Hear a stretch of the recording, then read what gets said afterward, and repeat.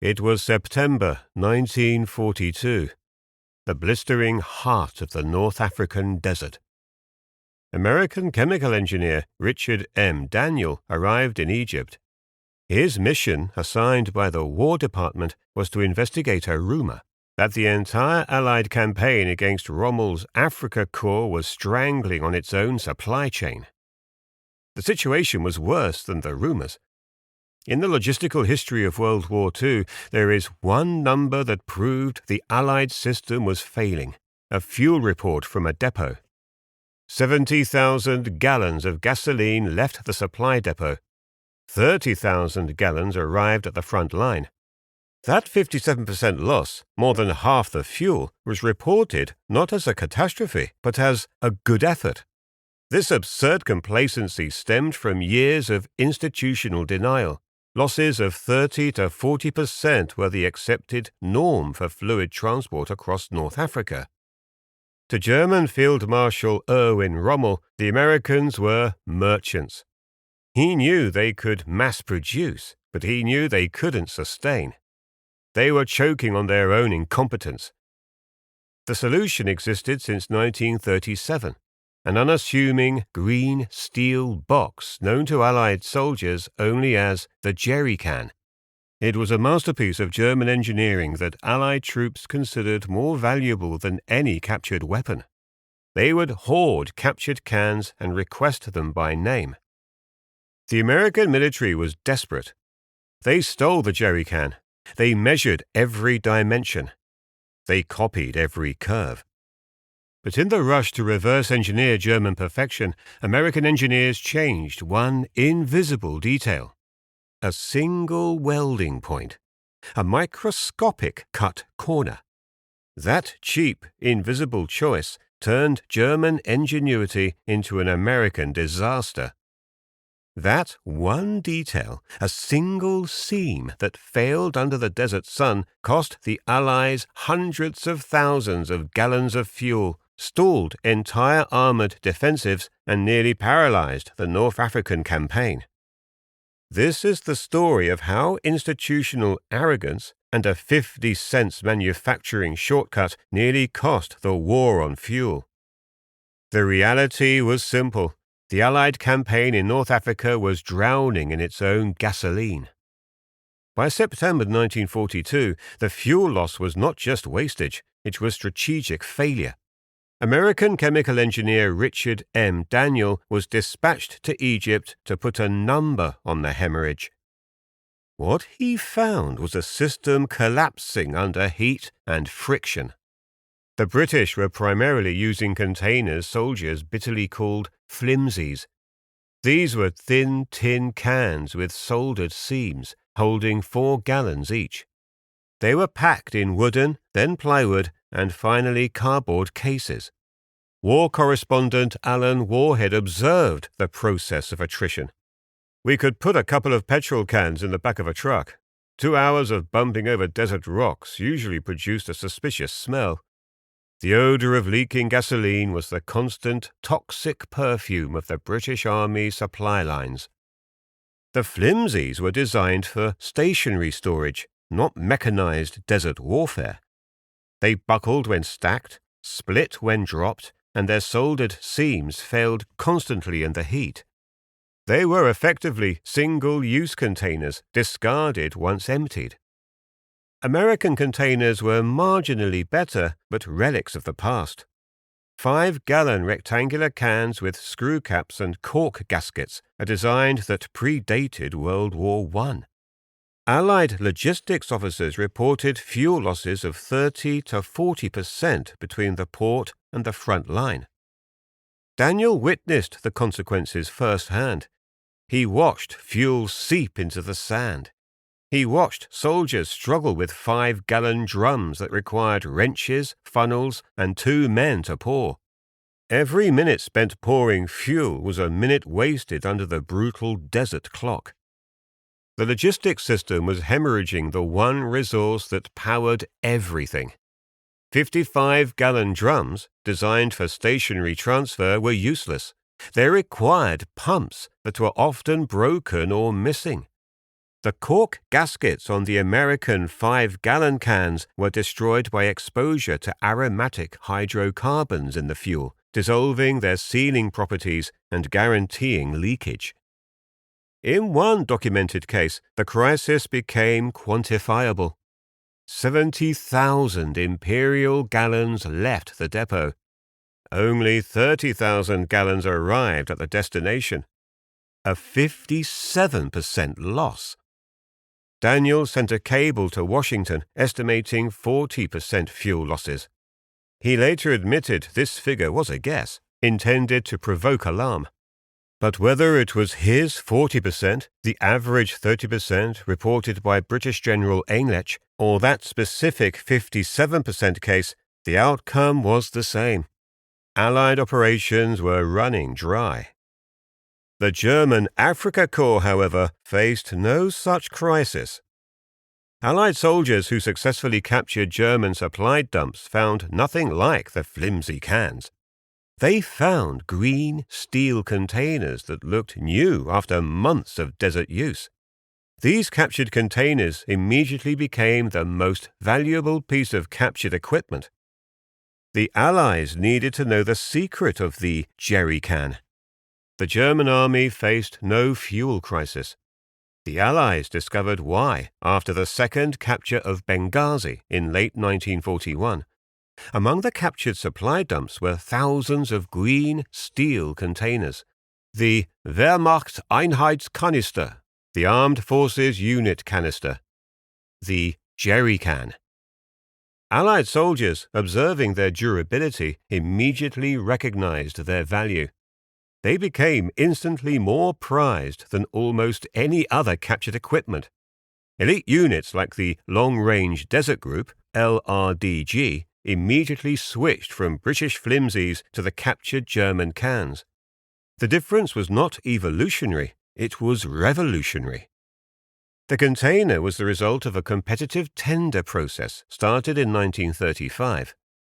It was developed by German engineer Vinzenz Grunvogel at the Müller Engineering Works in Schwelm, Westphalia. After 3 years of rigorous testing and refinement, the German army officially adopted it on July 8, 1937, 2 years before the war began. The design itself was a masterpiece of battlefield utility. It held 20 liters, approximately 5.3 US gallons, a capacity large enough for strategic dumps, but small enough for a single infantryman to handle. The first obvious piece of innovation was the handles. There were 3 recessed handles across the top. The Wehrmacht had specified a soldier must be able to carry 2 full containers or 4 empty ones. This configuration allowed for easy passing in a human chain and protected the handles during stacking. The closure system was the first invisible secret. It was not a screw top, but a cam lever system. Flip the lever and the seal releases. This eliminated the need for wrenches and funnels. Built into the cap was an internal breather pipe, a tiny tube that allowed air to enter while fuel was poured, preventing the slow, spill-prone glugging. One soldier could open and pour the entire can in seconds. The closure retainer also featured a small hole specifically designed to accommodate a securing pin or wire that could be used to seal the lid against tampering or accidental opening, an added layer of security the Americans failed to replicate. The can was constructed from 2 stamped sheets of steel welded together with a specific recessed X-shaped seam running across both faces. This indentation served 3 simultaneous engineering purposes. First, it provided structural rigidity, making the can far stiffer and more resistant to impact than flat panels. Second, it provided expansion relief. Gasoline expands roughly 2 to 3% when heated, and the X-shaped flexed outward to relieve the internal pressure. Third, when the fuel cooled down, with desert temperature swings of 40 to 50 degrees, the indentation flexed inward, preventing the vacuum pressure that could collapse a weaker can. Furthermore, the German testing included dropping the full can from various heights and ensuring the internal air chamber design kept the entire unit afloat if it fell into water, proving its all-terrain reliability. The entire design was a military secret, surviving drops, impacts, and extreme temperatures. The Allies were now holding the solution in their hands. They just had to replicate it. The solution to the Allied fuel crisis had been circulating in Washington for 3 years. The American military just refused to look at it. The journey of the jerry can from classified German plans to the desks of American generals is a classic study in institutional failure. The story begins in 1939 with an American engineer named Paul Pleiss. Pleiss had built a vehicle in Berlin with a German colleague for a journey to India. Realizing they needed emergency water storage, the German engineer managed to secure 3 jerry cans from a stockpile at Berlin Tempelhof Airport, providing Pleiss with the complete manufacturing specifications. Pleiss immediately recognized the genius in the cans. He understood that this simple, unbreakable container was a tactical asset. He continued his journey to Kolkata, stored his vehicle, and then flew back to Philadelphia, determined to present this German masterpiece to the U.S. military. But he could raise no interest in Washington without a physical sample. The bureaucracy demanded proof before they would even look at the specifications. In an act of profound dedication, Pleiss had the car and the sample can shipped to New York by a roundabout method. In the summer of 1940, the physical sample of the 1937 Wehrmacht design finally arrived at the U.S. Quartermaster General's office in Washington. The American military's response was immediate and final: rejection. There was no formal, clear documentation for the refusal. It was a perfect storm of failure. Not invented here syndrome, bureaucratic inertia, and a perceived concern about manufacturing complexity. Generals looked at the complex German stamping and the welding process and decided it was too difficult or too costly for mass production. This rejection was not just based on the seams. Early American internal memos expressed skepticism that the triple-handle configuration was an unnecessary luxury, a judgment that proved disastrously wrong in the field. They stuck with what they knew: the outdated World War I-era 10-gallon cans that required both a spanner and a funnel for pouring and regularly split at the seams. This institutional resistance was so strong it was being observed by their allies. Later in 1940, Pleiss was in London, and British officers, already desperate and seeing the flaw in their flimsies, specifically asked him about the German design and its manufacture. Pleiss had to order the second of his 3 captured cans flown to London because the Americans in Washington had ignored the first one. The British immediately understood the engineering value. The Americans were deliberately blind. Only when the catastrophic fuel loss reports from North Africa began arriving, and after repeated attempts by men like Pleiss to force the issue, did a small section of the U.S. military take interest. Camp Holabird in Maryland, the Quartermaster Corps research facility, finally agreed to evaluate the design in late 1940 and early 1941. Their mission was purely forensic. They measured every dimension. They photographed every feature. They tested the genius cam lever mechanism.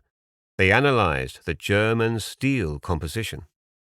The resulting plan was supposed to be a faithful replication. The American engineers retained the critical visible features: the 20-liter capacity, the 3-handle configuration, the cam lever cap, and even the X-shaped indentations. They were instructed to produce a perfect copy to alleviate the North African crisis. But somewhere between the forensic lab and the production line, the directive was quietly sabotaged. The engineers made a fundamental, invisible alteration to the core structure of the can. They looked at the intricate, time-consuming German welding process and saw an opportunity for cost reduction. They saw a shortcut. They decided to change the one detail that was keeping the German can sealed.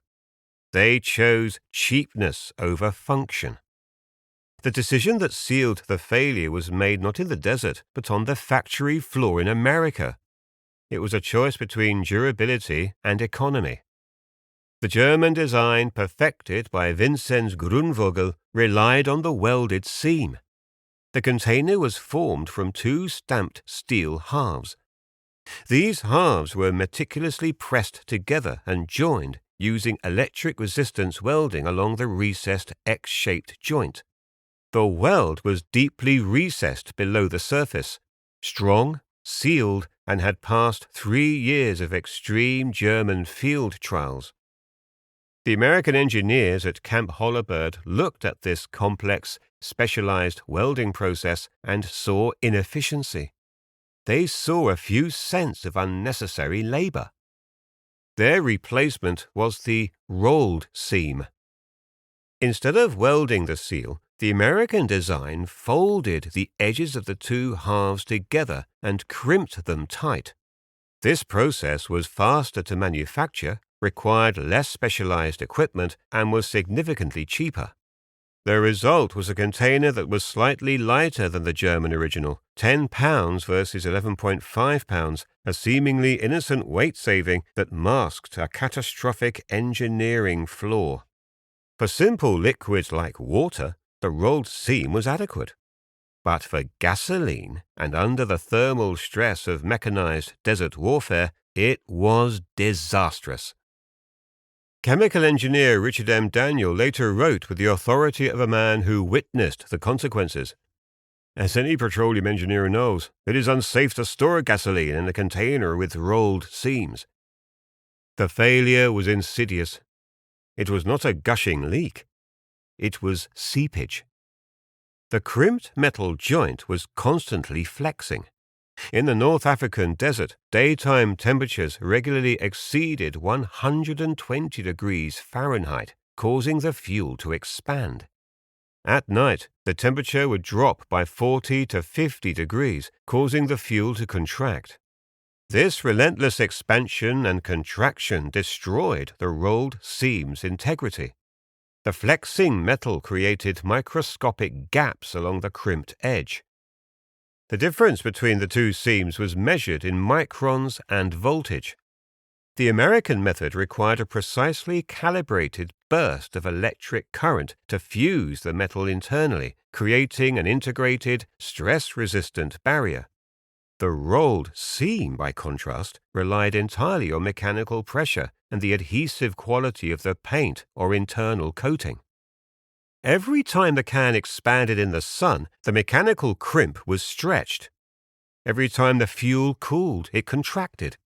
This constant thermal cycling created a terrifying physical phenomenon in the microscopic gap of the rolled seam: capillary action. The gasoline was not escaping due to a tear. It was being sucked out of the container by the molecular forces acting between the metal surfaces. It was slow. It was steady.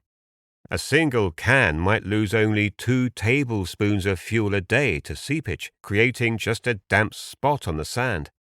But when this failure was multiplied across the fleet, across 500,000 active cans in the supply chain, that 2 tablespoons became an aggregate loss of over 100,000 gallons of fuel per month. This was the unquantifiable loss of the manufacturing shortcut. The American system was effectively paying Rommel's army to destroy its own fuel supply. The Americans had successfully copied the visible form, the handles, the capacity, the X-shape, but they had fatally neglected the invisible function. Furthermore, in their simplification drive, The American manufacturers often removed or simplified the internal breather tube that prevented the glugging during pouring. This meant soldiers still needed separate tools to pour fuel without spillage, negating one of the Germans' design's greatest ergonomic advantages. They also eliminated the protective interior plastic lining that was present in the German cans to prevent corrosion and contamination. The rolled seam was a critical error. It was a failure of physics, a fundamental misunderstanding of why every detail in the German design, especially the welding, was non-negotiable. Production began. Tens of thousands of the new American jerry cans were rushed into service. They were immediately shipped to North Africa and the Pacific. Universally, they performed worse than the captured German originals. The slow, steady loss of fuel multiplied across thousands of containers, creating the very crisis Daniel had been sent to solve. The cheap shortcut was now an invisible, unquantifiable strategic drain. The consequences of the rolled seam were not theoretical. They were measured in stalled tanks and abandoned objectives. As the tens of thousands of inferior American jerry cans arrived in North Africa throughout late 1941 and 1942, they immediately failed the only test that mattered. The failure was not explosive, but insidious. A slight gasoline smell perpetually hung over the supply dumps. A wet, dark stain, seepage, spread across the sand beneath stacked containers left in the sun. This slow, steady loss, multiplied across thousands of units, became a strategic drain. The crisis forced Allied logistics officers to adopt a harsh triage system in the field, a profound admission of engineering failure. The coveted German cans were reserved exclusively for critical front-line operations. They were the only containers trusted under fire. The inferior American copies were relegated to hauling water or less vital support roles. The relentless temperature cycling, with daytime heating causing expansion and nighttime cooling causing massive contraction, worked the metal relentlessly. The rolled, crimped edges were destroyed by this thermal fatigue, and the 57% lost data point was tragically validated over and over again. This hemorrhage was not merely inconvenient, it was the mechanism of operational paralysis. In late August 1942, when Rommel made his final critical attempt to break the British lines at Alam Halfa, the German assault failed partly because their own supply chain was exhausted. Yet the Allies, the industrial powerhouse, were strangling themselves faster. The fuel crisis became the strategic determinant of the entire North African campaign. Supply columns were forced to carry double the required fuel, not because the fuel didn't exist in the depots, but because every officer knew a significant portion would be lost to seepage between the depot and the front line. Every operational plan had to be scaled back. Every tank advance was limited, not by enemy resistance, but by the question of whether the rolled seams of the American supply cans would survive the journey. Richard M. Daniels' alarm cable, estimating the 40% loss and sent back in September 1942, finally provoked a reaction in Washington. The War Department noticed because Allied operations were literally running out of gas. The engineering shortcut was costing the campaign its mobility and its initiative. The Americans had the tanks, they had the fuel, but they lacked the one crucial, invisible detail to connect the two. The true financial folly of the rolled seam was the cost of replacement. A single empty jerry can weighed roughly 10 pounds and cost approximately $4 to manufacture in 1943. Transporting that empty steel container across the Atlantic and then across North Africa was the real expense. Shipping one container, which held 5.3 gallons of fuel, cost the U.S. government more in shipping fees than the can itself. but the cost of the steel was insignificant compared to the cost of the fuel it was intended to hold. The War Department knew that for every 4 cans of fuel they successfully shipped, one was already lost to seepage before it reached the front. This meant that the logistical system was permanently carrying a 25% deficit of steel, shipping 100 empty cans when they only needed 75. Every broken or leaked out can represented wasted shipping space and wasted production time. The irony was forensic. The Allies had the industrial capacity to replace the German King Tiger tank, a 68-ton monster, but they could not produce a 10-pound can that held liquid. The financial pressure eventually forced a formal examination of the cost of leakage versus the cost of better manufacturing. The data was damning. The money saved by using the faster, cheaper rolled seam was being spent tenfold on fuel replacements and wasted shipping tonnage.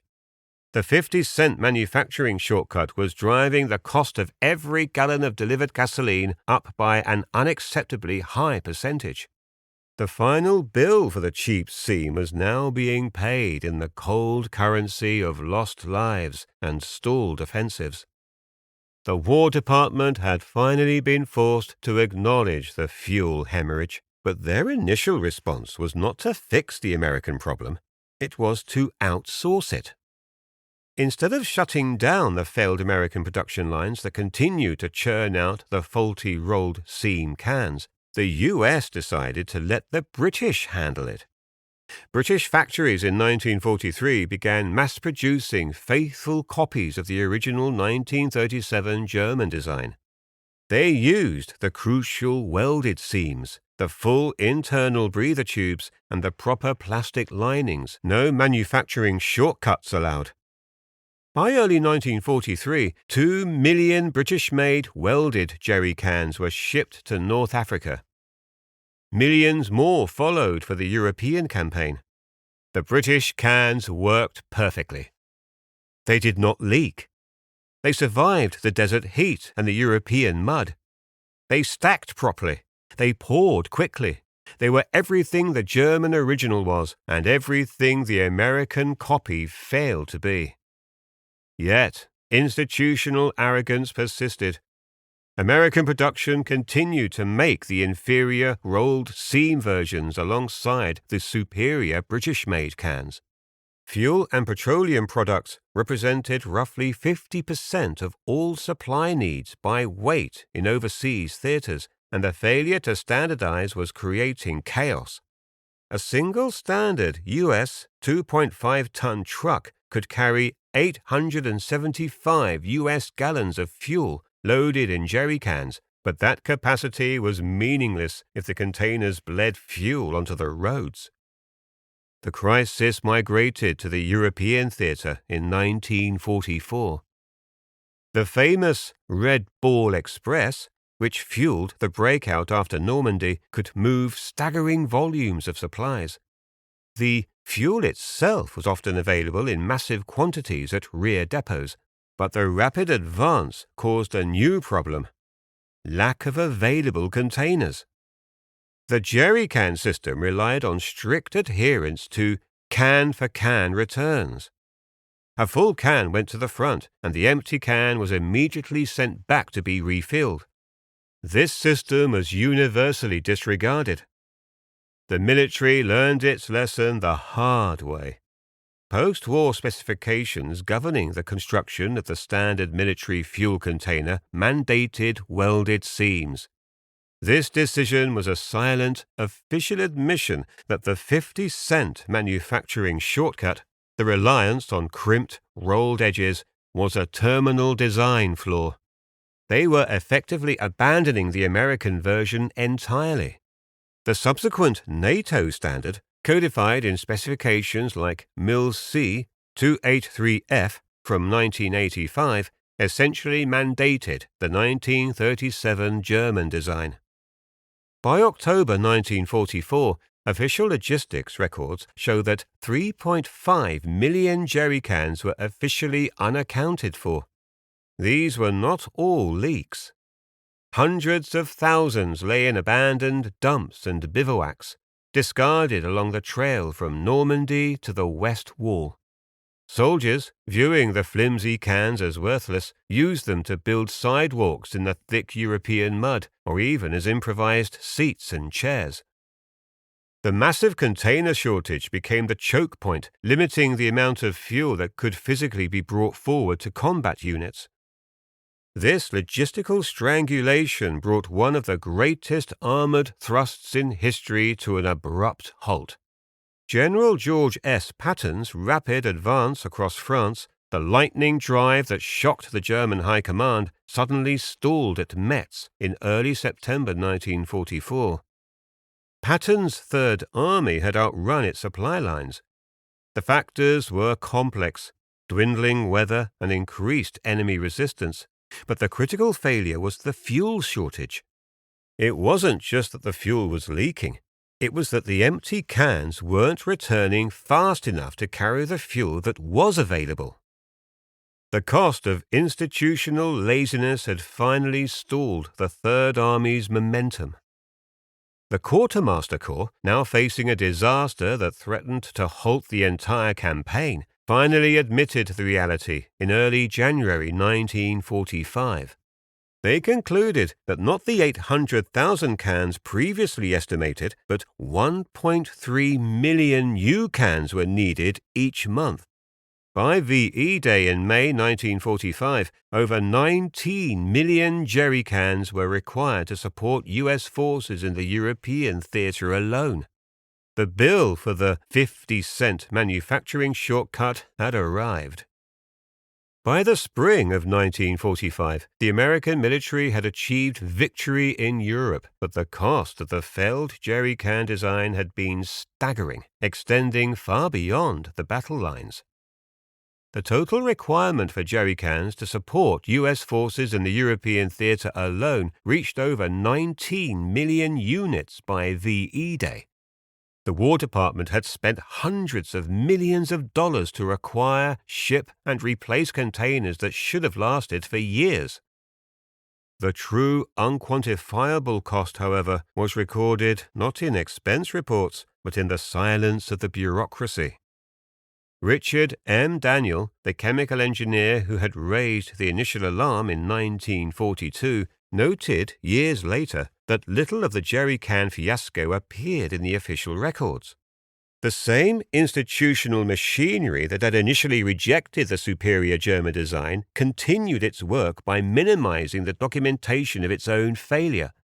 The exact volume of fuel lost, specifically to the American rolled seam jerry cans, cannot be calculated from surviving records. The failure was too massive, too embarrassing to be formally totaled. The final verdict on the American design came not from a general's report, but from a post-war engineering mandate. The military learned its lesson the hard way. Post-war specifications governing the construction of the standard military fuel container mandated welded seams.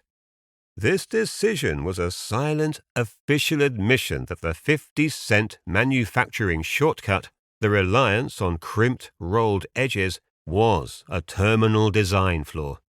They were effectively abandoning the American version entirely. The NATO standard 20-liter military fuel container used today is recognizable worldwide. It is essentially the 1937 German design, perfected by Vinzenz Grünvogel with only minor modifications. It is still manufactured with welded seams, still features the anti-glugging breather tube, and still uses the X-shaped indentation. The German jerry can succeeded because Grünvogel and Müller engineering understood that every detail matters in field conditions. The welded seam was not optional. The internal breather was not a luxury. The X-shaped indentation was not decorative. Everything served a purpose, tested under extreme conditions. American engineers copied the visible features and changed the invisible ones. They assumed complexity could be reduced without cost. They assumed that details didn't matter as much as the overall shape. They were profoundly wrong. The consequences of this failure were measured in fuel soaking into the sand, in operations delayed for lack of supplies, and in Allied soldiers preferring captured enemy containers to American-made ones. This is the cost of copying the form but neglecting the function, the cost of institutional resistance to proven excellence. The story of the jerry can reminds us that in engineering, as in war, details determine outcomes. The failure of the American jerry can was never a footnote, it was a foundational crisis. The Allied forces had the industrial capacity to replace the entire German tank fleet 10 times over. They had the manpower to crush Rommel's army with sheer numbers. But they proved they could not manufacture a $5 container reliably. The consequence was that Patton's tank commanders preferred a captured can designed in a Westphalian factory in 1937 over anything manufactured by Detroit's Might in 1942. This entire story, the stalled objectives, the 57% loss rates, the necessity of the British duplicating the German design, was the final accounting for a single, cheap manufacturing choice. It was the price paid for failing to respect the invisible complexity of an airtight welded seam. The war was won by the Allies, but the simple, perfect jerry can was won by the engineer Vinzenz Grunvogel. And almost 90 years later, every military force in the world still uses his design. If you found this forensic breakdown of engineering failure and logistical consequences compelling, please help us keep history alive by liking this video. Your support is the fuel that keeps this channel running. Subscribe for more untold stories of strategic brilliance and military might. Leave a comment below. What specific detail surprised you the most about the failure of the rolled seam? Thank you for watching.